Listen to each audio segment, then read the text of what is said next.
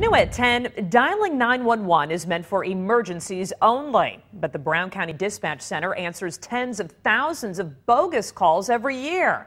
It not only puts lives at risk, but it costs you money. NBC26's Jonathan Gregg takes a look at the growing problem, only on NBC26.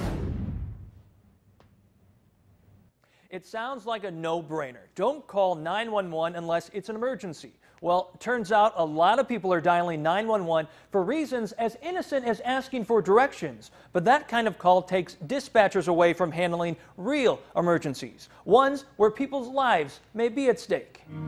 He had this burning sensation in his chest. A cold and snowy December day. He thought it was just heartburn. Trish Fry will never forget. Oh my God, his face, he was so pale, and he was basically shaking. Her husband had a heart attack.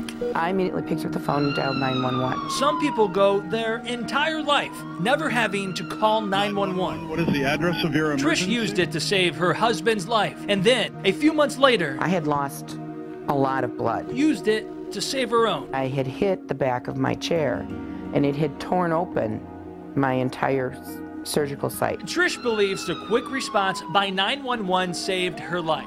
But what if emergency crews were tied up by nonsense calls? Calls that end up costing you money. It's for when somebody does have an emergency.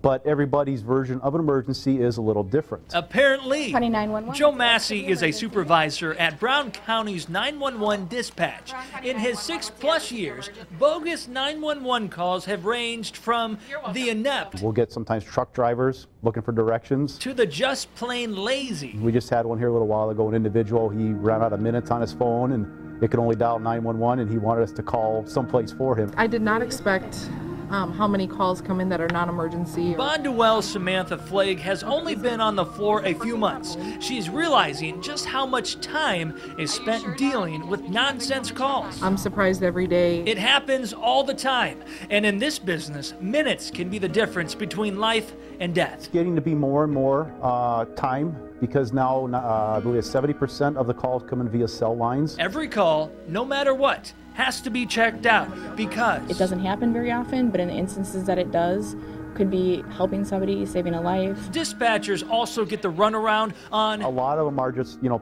the phone is in their pocket, in their purse, they didn't even realize the phone dialed. Pocket dials happen daily, even more on Packers home games. These too have to be tracked down, and that takes time, and time is money.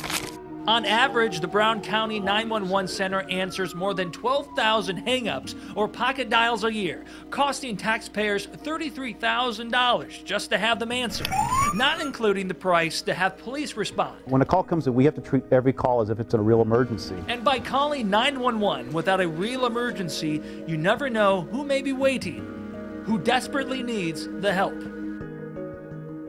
Another big reason for fake 911 calls is when children are given old cell phones to play with. Dispatchers remind us that as long as a cell phone can turn on, it can dial 911. Jonathan Gregg, NBC26. Now, there are methods to teach your children the right way to use 911. 911 for Kids is a website featuring helpful videos with the do's and don'ts of dialing 911. To learn more, go to our website, NBC26.com, and click on links.